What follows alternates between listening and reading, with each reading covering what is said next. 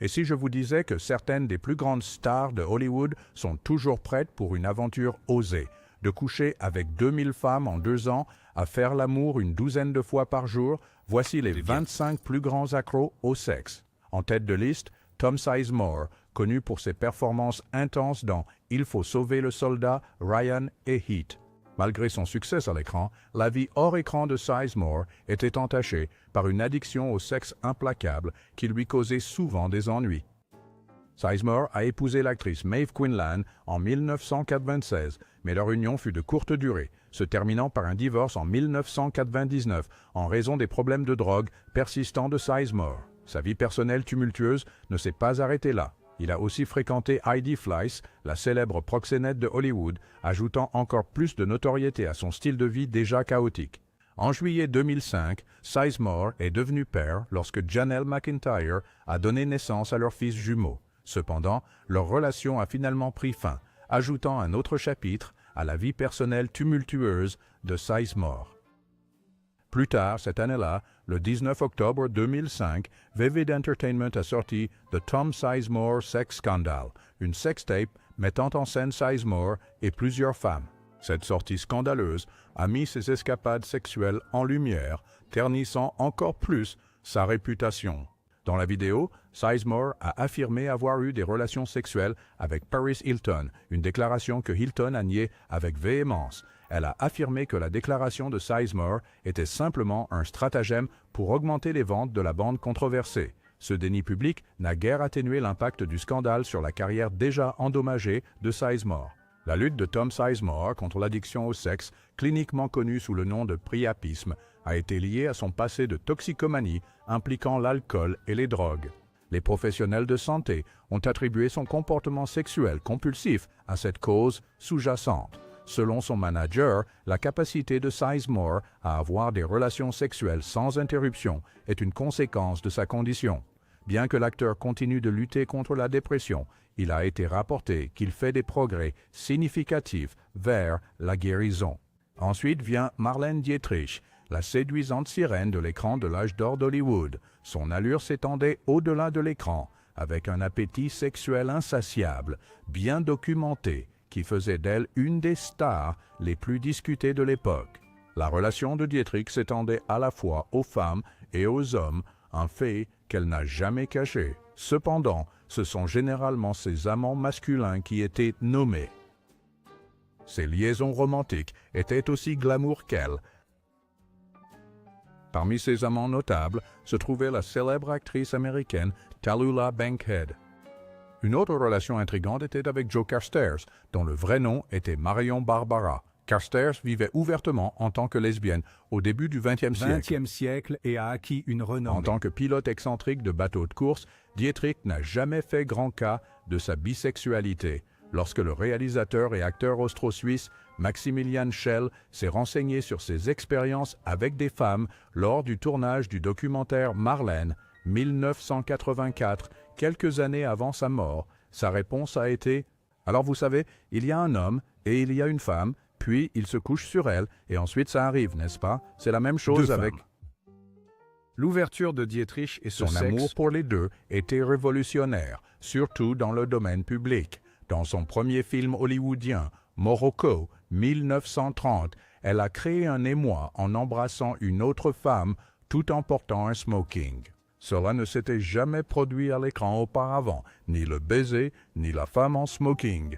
Marlène Dietrich a adopté en privé la mode masculine, posant souvent en tailleur, pantalon et cravate. Initialement célèbre pour son sex appeal dans un haut de forme masculin, elle brouillait progressivement les normes de genre. Son image la plus emblématique du film de 1930, L'Ange bleu, la montre en bretelles et haut de forme, un look qui a fait d'elle une star mondiale. Ensuite, il y a Lindsay Lohan, autrefois une chérie de Disney et icône adolescente. Lohan est devenue célèbre en jouant des rôles doubles de jumelles pleines d'esprit dans le remake à succès de The Parent Trap. Elle a suivi ce succès avec une série de films d'adolescents populaires, dont Freaky Friday, Confession d'une accro du shopping et l'iconique Mean Girls. Cependant, sa transition de chérie d'Hollywood à sujet de tabloïd a été rapide et dramatique. La vie personnelle de Lohan est devenue un sujet de prédilection pour les chroniqueurs de potins qui se délectaient d'histoires croustillantes sur ses escapades romantiques, ses querelles avec des célébrités et ses drames en coulisses. Les magazines rapportaient fréquemment sur ses relations et à un moment donné ont même publié une liste de ses partenaires présumés, déclenchant une frénésie médiatique. En 2014, pendant un traitement pour abus de substances, Lohan a compilé une liste de ses partenaires intimes, dont beaucoup étaient des célébrités de premier plan. La liste, qui a fuité dans les médias, comprenait des noms notables comme Max George, Wilmer Valderrama, Adam Levine, James Franco et Justin Timberlake. Au plus fort de ses problèmes de dépendance, on disait que Lohan avait été avec 3 hommes différents en l'espace de 24 heures. Le musicien italien Sandro Di Nunzio, qui prétend avoir eu une rencontre passionnée avec Lohan en 2008, a exprimé sa consternation en découvrant qu'elle avait également été impliquée avec l'acteur italien Dario Faella et le comédien Eduardo Costa à peu près au même moment. Le journaliste célèbre et acteur à ses heures, Benoît Denizé Lewis, figure également sur la liste. Il est connu pour son rôle dans le film I Am Michael et White Hot, The Rise and Fall of Abercrombie and Fitch. Il a choqué le monde en révélant lui-même son secret le plus profond. À l'âge de 24 ans, il se retrouvait dans une situation désespérée, attendant seul sur le parking désert d'une épicerie sur la côte californienne à 1h du matin. Il était là pour rencontrer un étranger nommé Mike, avec qui il s'était connecté en ligne. Cependant, des doutes envahissaient son esprit alors qu'il se demandait si Mike existait vraiment ou s'il n'était qu'un simple produit de l'imagination de quelqu'un. Benoît savait qu'il y avait une possibilité que Mike, qui prétendait avoir 22 ans et être paranoïaque à l'idée que sa petite amie découvre ses rencontres avec des hommes, ne se présente pas. Cette peur n'était pas infondée, car Benoît avait été posé un lapin par de nombreux hommes auparavant. Cependant, il gardait aussi l'espoir que Mike honorerait leur rendez-vous prévu et transformerait leur fantasme en ligne en réalité. Au cas où Mike ne se présenterait pas, Benoît avait un plan de secours nommé Travis, un jeune homme de 19 ans avec qui il avait fait connaissance dans les salons de chat AOL.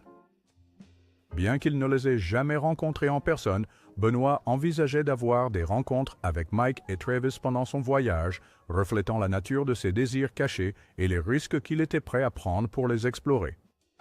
Le journaliste célèbre et acteur intermittent Benoît Denizé Lewis figure également sur la liste. Il est connu pour son rôle dans le film I Am Michael et White Hot, la montée et la chute d'Abercrombie et Fitch. Il a choqué le monde en révélant lui-même son secret le plus profond. À l'âge de 24 ans, il se trouva dans une situation désespérée, attendant seul dans le parking désert d'une épicerie sur la côte californienne à 1h du matin.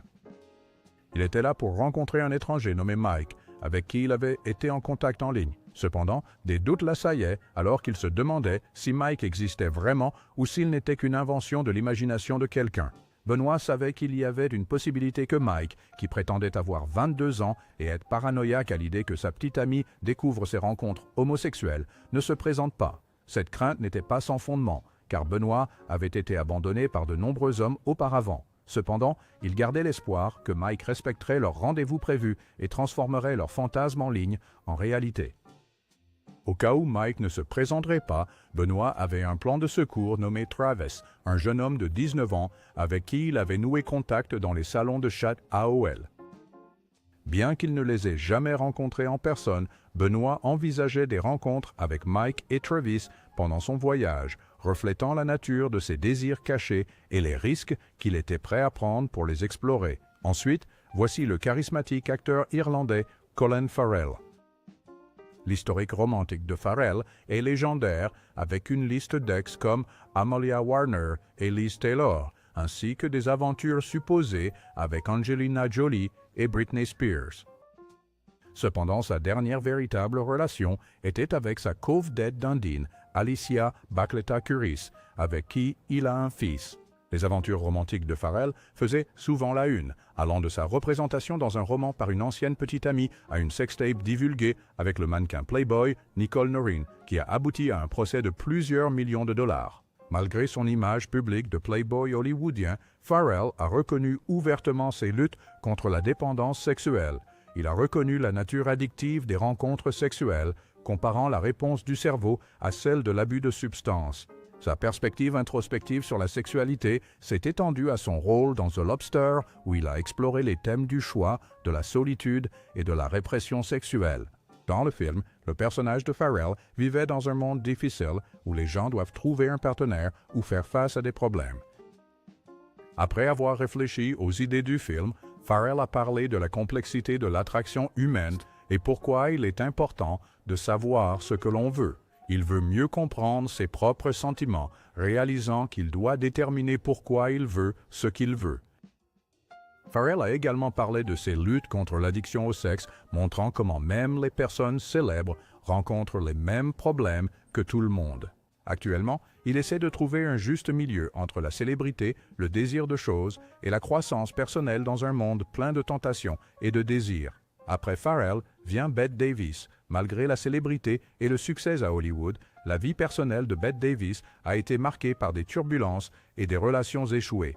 Même sa beauté éclatante et son talent n'ont pas pu la sauver alors qu'elle affrontait 3 divorces, le veuvage et la trahison de sa propre fille. Davis a admis avoir fait des choix insensés dans sa vie personnelle, reconnaissant qu'aucun de ses maris n'a répondu à ses attentes. Alors que la puissance de la star montait en flèche à Hollywood, ses problèmes conjugaux s'intensifiaient. Sa renommée croissante éclipsait ses maris, son premier époux, Armand Nelson, se sentant particulièrement ignoré par ses réussites.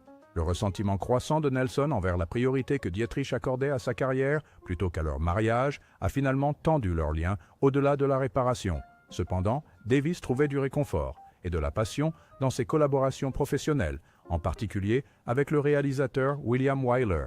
Bien qu'elle soit mariée, Davis est tombée profondément amoureuse de Wyler, qu'elle considérait comme l'amour de sa vie.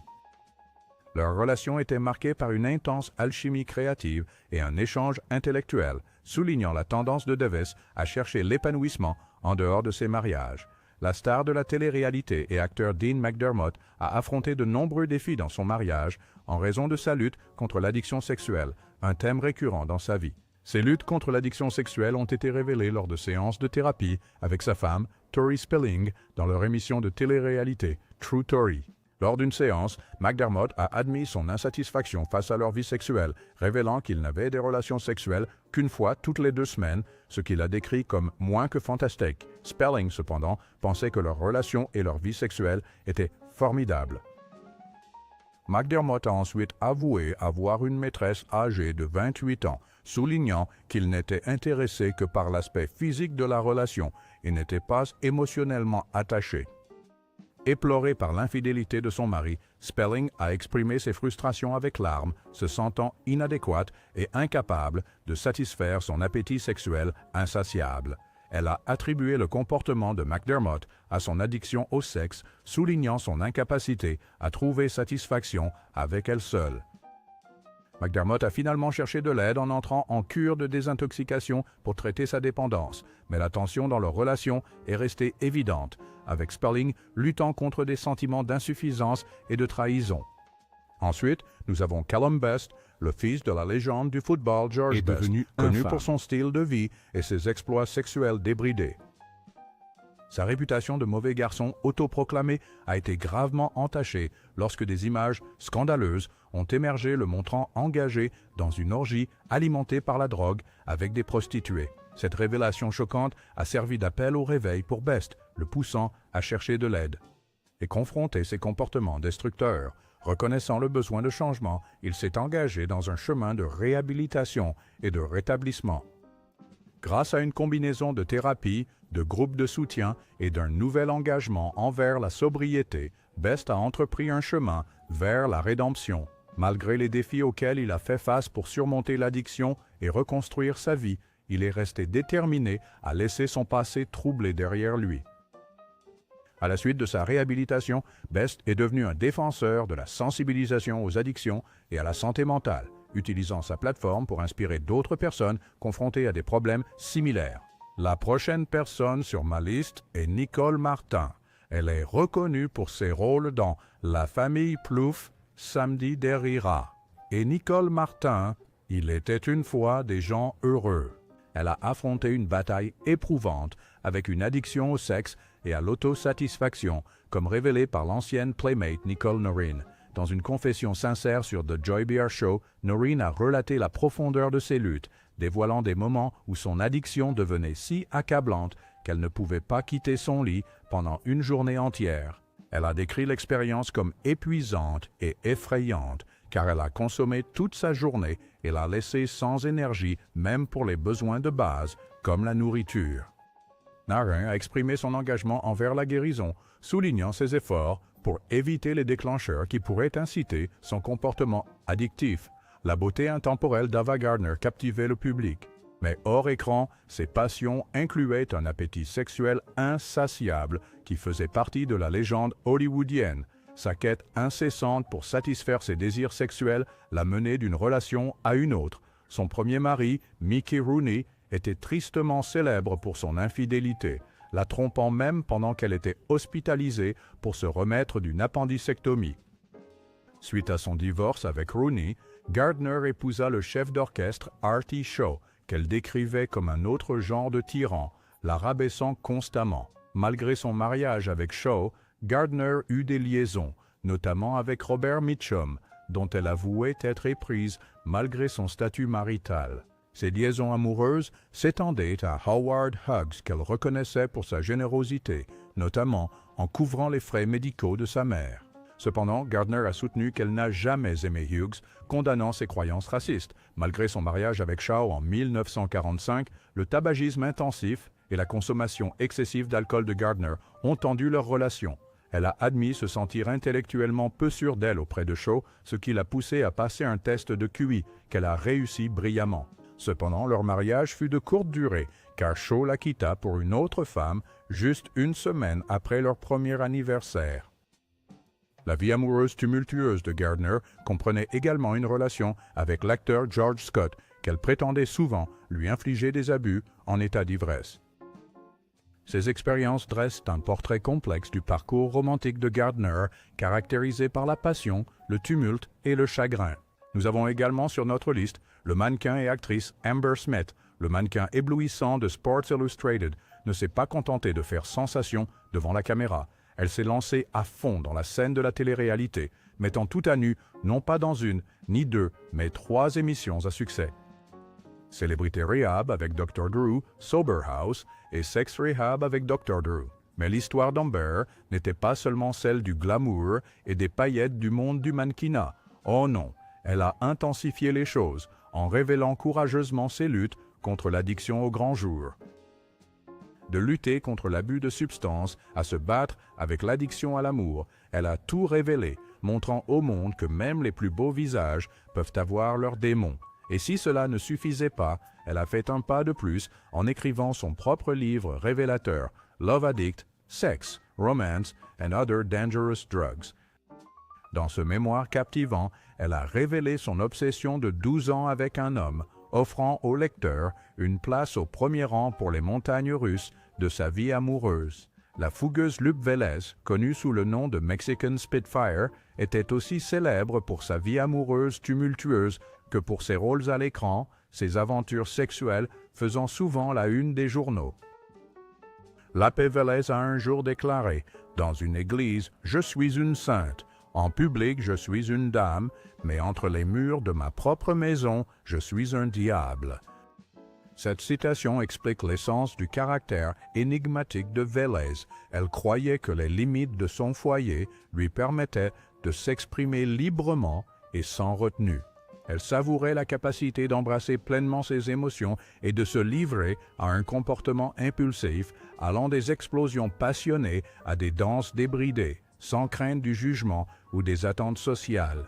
Pour Lupe Vélez, la maison n'était pas seulement un lieu de résidence, mais un sanctuaire où elle pouvait laisser libre cours à son diable intérieur. Même enfant, Lupe Vélez dégageait une sensualité indéniable, reconnue instantanément par son entourage. Son charme attirait de nombreux garçons chez elle, chacun cherchant à capter son attention avec des sifflements et des déclarations ferventes d'admiration. Pourtant, pour Lupe, ces garçons n'étaient qu'un moyen, servant d'outil pour acquérir la chose. Qu'elle convoitait le plus, comme des photos. Les stars de cinéma sont des rubans colorés pour ses cheveux. Cette dynamique est devenue la norme, avec des prétendants assiégeant sans cesse sa maison, désireux d'apercevoir la captivante Lupe. Même sa sœur Joséphine s'est retrouvée prise dans le filet de l'engouement, agissant comme messagère entre Lupe et ses nombreux admirateurs. Lupe est rapidement devenue experte pour différencier les sifflements uniques de ses jeunes prétendants, s'enfonçant davantage dans un monde de désirs grandissants et de fascination.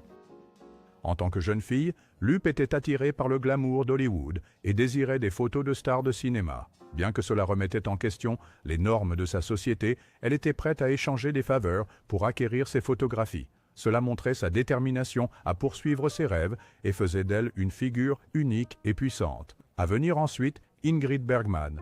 Lorsqu'Ingrid Bergman est arrivée à Hollywood pour la première fois, elle a défié la transformation typique des stars, refusant de changer son nom, de porter du maquillage lourd ou de modifier son apparence naturelle. Malgré la pression de l'industrie, Bergman est restée ferme dans son refus, acceptant ses traits nordiques, y compris ses sourcils broussailleux, comme faisant partie de son charme unique. Le producteur David O. Selznick a reconnu l'attrait de la beauté naturelle de Bergman et l'a présentée comme la nordique naturelle, la positionnant comme un antidote à l'image glamour fabriquée par Hollywood. Tout au long de sa carrière, Bergman a joué dans une série de films qui renforçaient son image de femme pure et vertueuse, malgré quelques indiscrétions à l'écran, tandis que son personnage, dans Casablanca, était impliqué dans l'infidélité. Bergman a conservé une aura d'innocence et d'intégrité. À la fin des années 1940, la nature coquette de Bergman est apparue lorsqu'elle a écrit une lettre charmante au réalisateur italien Roberto Rossellini, exprimant son admiration pour son travail et sa volonté de collaborer.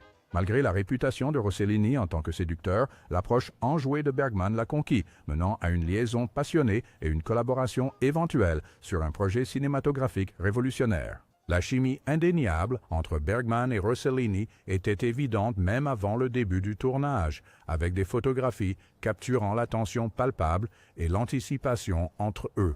La princesse de Monaco, Grace Kelly, avait une image publique sereine qui contrastait fortement avec les rumeurs de ses compulsions sexuelles. Pendant des années, on a cru que Grace Kelly était accro au sexe, mais le livre de Sarah Bradford remet en question cette idée. Selon Bradford, Grace avait un appétit sexuel sain et appréciait les relations avec des personnalités notables comme Clark Gable et Ray Milland. Le livre décrit Grace comme une personne ayant un appétit sexuel normal qui a défié les contraintes de son éducation catholique de classe moyenne à Philadelphie. Même avant son mariage avec le prince régnier de Monaco en 1956, Grace n'était pas étrangère aux liaisons amoureuses. Sa relation avec Clark Gable pendant le tournage de Mogambo était à sens unique, se terminant finalement par Grace expérimentant le rejet pour la première et unique fois. De même, son implication avec Ray Milland pendant le tournage de Le Crime était presque parfait. D'Alfred Hitchcock était intense, mais Grace a mis fin brusquement aux choses lorsque la femme de Milland a menacé de divorcer. Contrairement aux allégations de nymphomanie de la chroniqueuse Hedda Hopper, le livre rejette ces affirmations. Il révèle que si Bing Crosby et William Holden étaient épris de Grace, leurs sentiments n'étaient pas réciproques. Au lieu de cela, Grace passait ses week-ends avec l'acteur français Jean-Pierre Aumont. Le livre de Bradford raconte aussi un incident humoristique impliquant le créateur de vêtements de Grace, Oleg Cassini, qui était tellement ravi de recevoir une invitation de sa part qu'il a plongé dans sa piscine vide, se cassant dans le processus. Aux yeux du public, Grace incarnait la blonde froide en gants blancs, mais derrière cette façade, elle se comportait en privé comme une chaleureuse et sensuelle Irlandaise, utilisant son image comme bouclier protecteur. Grace est tragiquement décédée en septembre 1982 à la suite d'un accident de voiture causé par une hémorragie cérébrale alors qu'elle était au volant.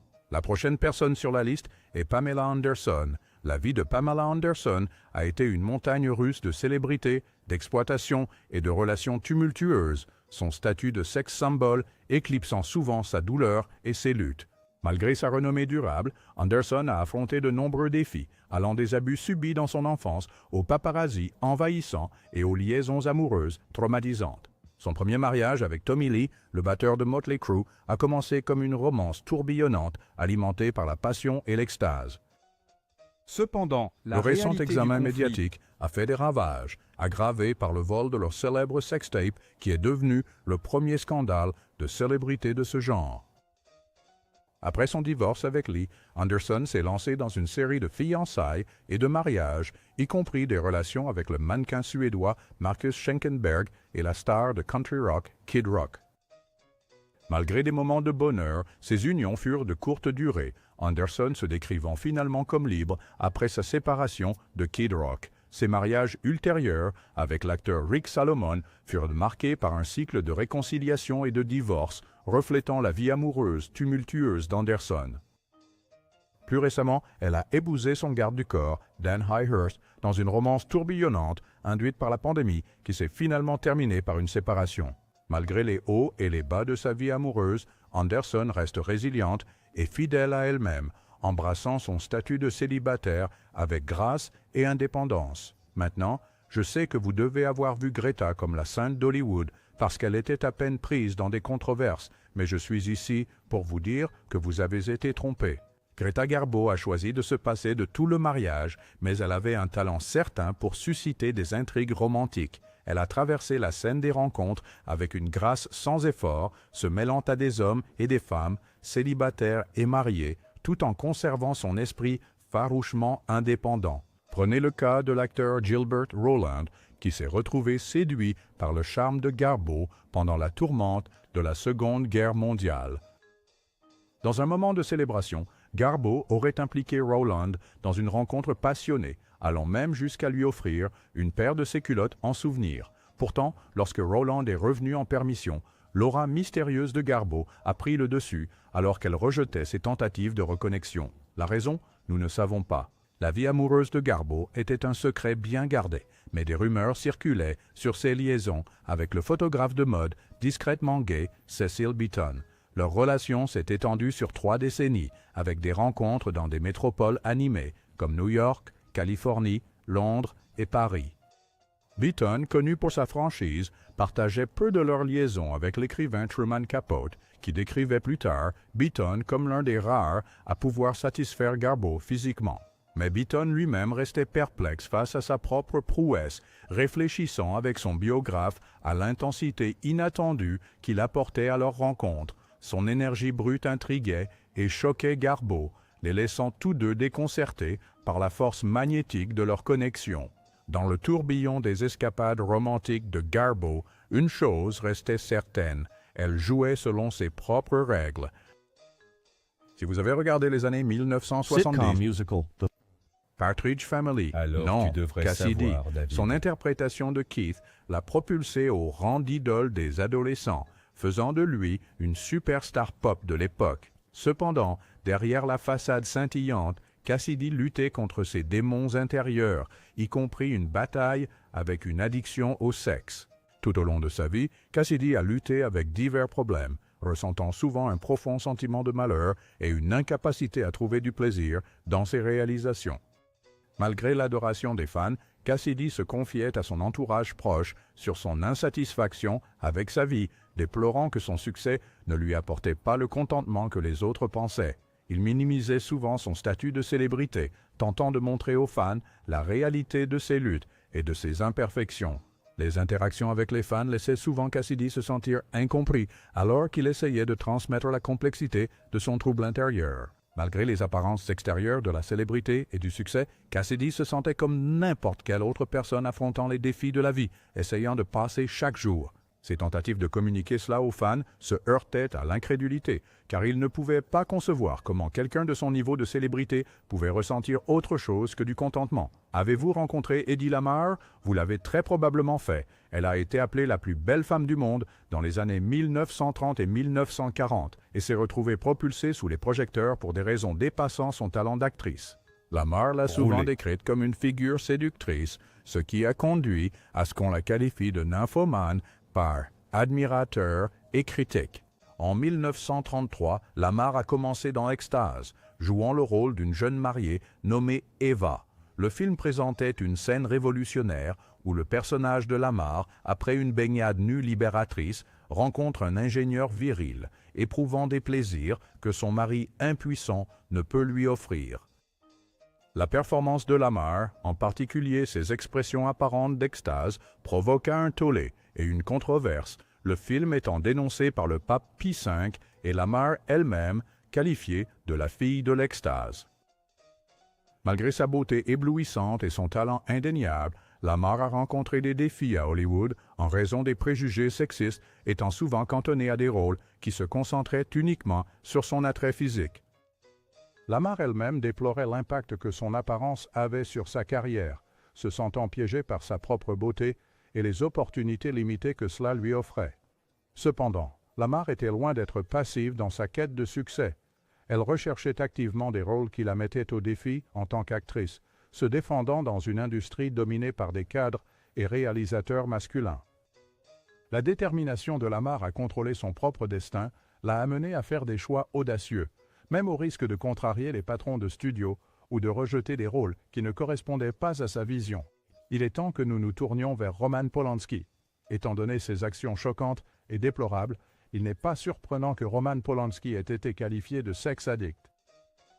Le 10 mars 1977, le réalisateur de 43 ans a fait face à de graves conséquences juridiques lorsqu'il a été arrêté et inculpé à Los Angeles pour plusieurs crimes contre Samantha Gailey, âgée de 13 ans. Les accusations comprenaient des rapports sexuels illégaux avec un mineur, agression d'un mineur utilisant des drogues, perversion, sodomie, acte lubrique avec un enfant de moins de 14 ans et fourniture de substances réglementées à un mineur. Lors de sa comparution, Roman Polanski a initialement plaidé non coupable de toutes les accusations. Cependant, il a ensuite accepté un accord de plaidoyer qui impliquait d'admettre sa culpabilité pour l'accusation moindre de relations sexuelles illégales avec un mineur en échange. Les 5 accusations plus graves contre lui ont été abandonnées. Conformément aux ordres du tribunal, Polanski a subi une évaluation psychiatrique et a été ensuite placé en probation. Cependant, lorsqu'il a découvert qu'il pourrait encore être emprisonné et ensuite expulsé, Polanski a choisi de fuir la justice. En février 1978, juste quelques heures avant son prononcé de peine prévue, il s'est enfui en Angleterre et ensuite en France où il réside principalement depuis. Afin d'éviter une éventuelle extradition vers les États-Unis, Polanski a soigneusement évité de voyager dans des pays susceptibles de le renvoyer. La mort mystérieuse de la star de Kung Fu, David Carradine, a mis en lumière sa lutte de longue date contre l'addiction sexuelle, choquant ses fans et l'industrie, comme l'a souligné Dee O'Keefe dans le Dublin Herald. Nous avons tous des fétiches uniques. Malheureusement, les circonstances entourant la mort de l'acteur David Carradine, retrouvé nu dans une armoire d'hôtel à Bangkok avec des cordes autour du cou et des organes génitaux, ont suscité une curiosité généralisée sur ses penchants sexuels. Après sa mort, ses anciennes partenaires ont commencé à partager des histoires sur les goûts sexuels inhabituels de Carradine. Comme l'a souligné Yvonne Philbright dans Fox News, peu importe que l'asphyxie auto-érotique ait effectivement été la cause du décès de Carradine, la situation a mis en lumière cette forme d'activité sexuelle potentiellement mortelle. Restreindre le flux sanguin vers le cerveau améliorerait prétendument le plaisir sexuel pour certaines personnes. Pourtant, on estime que 500 à 1000 jeunes hommes américains perdent la vie à cause de cette pratique dangereuse chaque année. À la suite de la disparition prématurée de David Carradine, une prise de conscience accrue de cet événement tragique pourrait servir d'avertissement, incitant les gens à rechercher des moyens plus sûrs de trouver de l'excitation. Si vous me demandez, je dirais que Kevin Spacey prend la couronne en ce qui concerne le sujet en question. Depuis octobre 2017, à la suite des accusations de l'acteur Anthony Rapp, selon lesquelles Kevin Spacey aurait fait une avance sexuelle vers lui quand Rapp avait 14 ans, plus de 30 personnes ont témoigné de leurs propres accusations contre Spacey.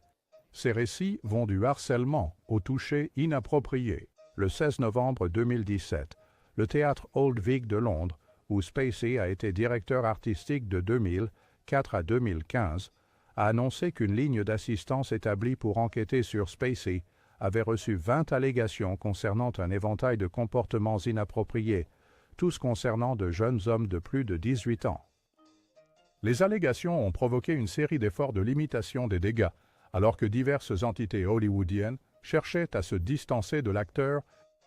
Netflix, l'agent de Spacey, son publiciste et l'industrie en général se sont tous distanciés de lui. Il a été effectivement évincé de House of Cards et a été entièrement remplacé dans tout l'argent du monde. Parmi d'autres répercussions, les révélations ont pris une tournure étrange le soir de Noël 2018, quand Spacey a publié une vidéo étrange via son compte Twitter officiel et ce qui semblait être une chaîne de fans YouTube. Dans la vidéo intitulée « Let Me Be Frank », Spacey semblait incarner son ancien personnage de House of Cards, Frank Underwood. La vidéo est apparue juste au moment où la nouvelle a éclaté que Spacey serait inculpé devant le tribunal de district de Nantucket en janvier 2019 pour des accusations criminelles liées à une agression présumée en 2016 sur un jeune homme alors âgé de 18 ans dans un bar. Dans la vidéo, Spacey semble aborder à la fois les allégations portées contre lui et la disparition de son personnage de House of Cards. Son langage évoquant les allégations troublantes portées contre lui suggère un retour défiant. « Nous n'avons pas terminé, peu importe ce que disent les gens. Et puis, je sais ce que vous voulez. Vous voulez que je revienne. Vous vous souvenez du titre que j'ai suggéré. Conviendrait à Kevin. Je pense qu'il est temps de le donner. À Harvey Weinstein. Remplissez vos pop-corns, car son histoire est longue. » Le 24 février 2020, Harvey Weinstein a été reconnu coupable d'agression inappropriée criminelle lors de son procès à New York, mais n'a pas été reconnu coupable des accusations plus graves du même crime. En mars 2015, le mannequin italien Amber Battilana Gutiérrez a signalé au département de police de New York que Weinstein l'avait peloté lors d'une réunion d'affaires à Manhattan plus tôt dans la journée. Lorsque Weinstein a contacté Gutiérrez pour demander un second rendez-vous, elle a accepté de porter un appareil d'enregistrement caché, fourni par la police. La coopération de Battilana Gutiérrez avec le service de police de New York a joué un rôle crucial dans la révélation des allégations d'abus sexuels contre Harvey Weinstein, ce qui a finalement conduit à sa condamnation. Lors d'un dîner de travail au Tribeca Grand Hotel, Weinstein a demandé à la jeune actrice de l'accompagner dans sa chambre d'hôtel pour récupérer quelque chose. Hésitante, elle a accepté, comme révélé plus tard dans une interview avec ABC News. Cependant, elle a refusé d'entrer dans sa chambre et s'est arrêtée à la porte. Elle a réussi à enregistrer. Et Weinstein, apparemment, admettant qu'il lui avait tripoté les seins la veille, mais il a rejeté ses actions comme insignifiantes. « Oh, s'il te plaît, je suis désolé, j'ai l'habitude de ça. Allez, s'il te plaît. » lui a-t-il dit selon l'audio plus tard publié par le bureau du procureur de district de Manhattan et diffusé dans le magazine New Yorker. Ashley Judd, stupéfaite par l'aveu décontracté de Weinstein, a remis en question sa déclaration en disant « Tu es habitué à ça ». Weinstein a répondu « Oui » et a promis de ne pas répéter ce comportement. L'accusation de Judd a marqué la première allégation publique d'agression sexuelle contre Weinstein. À la suite d'une enquête, le procureur du district de Manhattan, Cyrus Vance, a décidé de ne pas poursuivre Weinstein pour l'incident, un choix qu'il serait contraint de justifier 2 ans plus tard. Le 6 octobre 2015, l'actrice Ashley Judd a déclaré avoir été harcelée sexuellement par un supérieur lors du tournage de Kiss the Girls en 1997. Alors qu'elle n'a pas nommé Weinstein à l'époque, elle a révélé plus tard son identité dans une interview avec Variety. Judd a divulgué que cette personne non nommée l'avait invitée dans sa chambre d'hôtel sous le prétexte de discuter de sa carrière et avait ensuite tenté de la faire le regarder prendre une douche. Au lendemain de ces événements, un article explosif du New York Times intitulé « Harvey Weinstein a indemnisé des accusateurs de harcèlement sexuel pendant des décennies » a été publié. Les journalistes Jodi Kantor et Megan Tu ont révélé que Weinstein avait réglé au moins 8 affaires de mauvaise conduite sexuelle avec plusieurs femmes sur plusieurs décennies.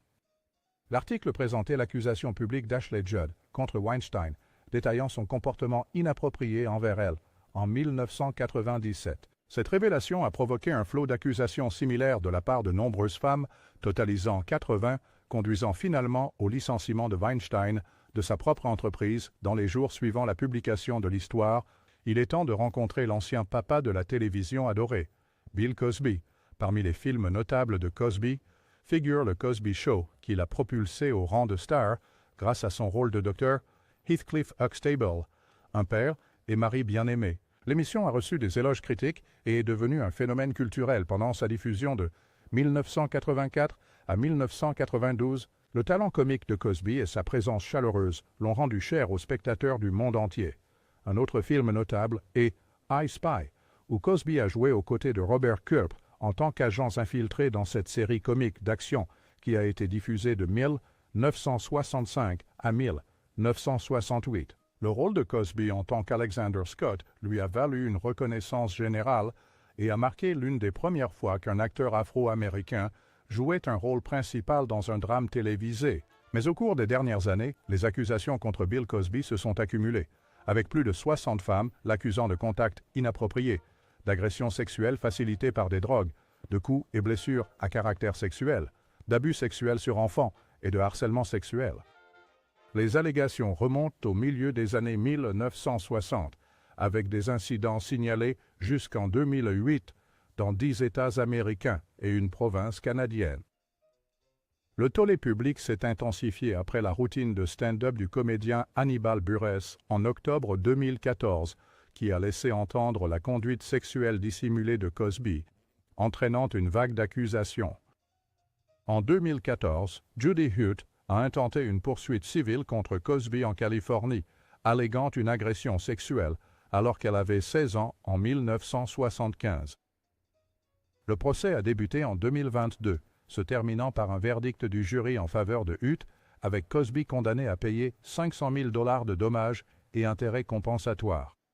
Par la suite, en 2023, 9 femmes ont déposé des plaintes pour agression sexuelle contre Cosby, renforçant ainsi la gravité des accusations portées contre lui. Brett Ratner a également adopté des comportements extravagants qui lui ont valu une place sur cette liste. Natasha Henstridge a partagé qu'elle s'était endormie sur le canapé de Brett Ratner en regardant un film. À l'époque, elle était mannequin de 19 ans, et Ratner, au début de la vingtaine, était un réalisateur de clips musicaux en herbe. Ils avaient passé du temps avec des amis dans son appartement à New York lorsque les autres sont partis, laissant Henstridge seule avec Ratner. Alors qu'elle tentait de partir, Ratner bloqua la porte avec son corps et commença à faire des avances, la forçant finalement à une situation inconfortable. Ratner, toutefois, par l'intermédiaire de son avocat Martin Sanger, a contesté la version des faits de Henstridge. Depuis cette rencontre au début des années 1990, Henstridge a réussi en tant qu'actrice, jouant dans des films notables tels que Species et Whole Nine Yards. Pourtant, le souvenir de sa rencontre avec Ratner a perduré, surtout que Ratner est devenu une figure de proue à Hollywood, en dirigeant, produisant ou finançant des succès majeurs au box-office comme Rush Hour, X-Men, L'affrontement final, The Revenant et Comment tuer son boss. Au milieu de la vague d'accusations contre des hommes puissants dans l'industrie du divertissement, Henstridge et 5 autres femmes ont accusé Ratner de diverses formes de harcèlement sexuel et de mauvaise conduite se déroulant en privé, sur des plateaux de tournage ou lors d'événements de l'industrie. Olivia Munn a raconté un incident lors de sa visite sur le tournage du film de Ratner en 2004, After the Sunset, où il se serait exposé dans sa caravane. Munn, qui était une actrice en herbe à l'époque, a documenté l'incident dans ses essais sans nommer Ratner. Cependant, Ratner s'est ensuite identifié comme le réalisateur, faisant de fausses déclarations sur leurs interactions. La frustration de Munn face aux rumeurs persistantes et mensongères l'a incité à s'exprimer en soutien aux autres femmes qui ont partagé leurs histoires. Tout au long de sa carrière, Ratner a cultivé une image de playboy, se vantant de ses exploits romantiques avec des célébrités comme Paris Hilton, Lindsay Lohan et Mariah Carey. Son comportement et ses déclarations publiques ont suscité des critiques et contribué à la conversation plus large autour des inconduites sexuelles à Hollywood. Cette liste serait incomplète sans Woody Allen. En août 1992, il a été accusé par sa fille adoptive de 7 ans à l'époque, Dylan Farrow, d'agression sexuelle. L'incident présumé a eu lieu au domicile de sa mère adoptive et actrice, Mia Farrow, à Bridgewater, dans le Connecticut. Allen a toujours maintenu son innocence et nié ses accusations au fil des ans. À l'époque de l'accusation, Allen et Mia Farrow étaient ensemble depuis 12 ans et avaient 3 enfants, 2 adoptés, Dallan et Moses, et un biologique, Satchel. L'abus aurait eu lieu 8 mois après que Farrow a découvert la relation sexuelle d'Allen avec son autre fille adoptive, Soon-Yi Previn, qui a ensuite épousé Allen en 1997. Previn avait 21 ans et était en première année d'université lorsque Farrow a découvert leur relation. Allen a affirmé que sa relation avec Sun-Yi a mis Farrow en colère, la poussant à inventer l'accusation d'attouchement comme vengeance. Quelle pourrait être la vérité? Je suppose que nous ne le saurons jamais, ou peut-être, juste peut-être avec le temps, nous le saurons.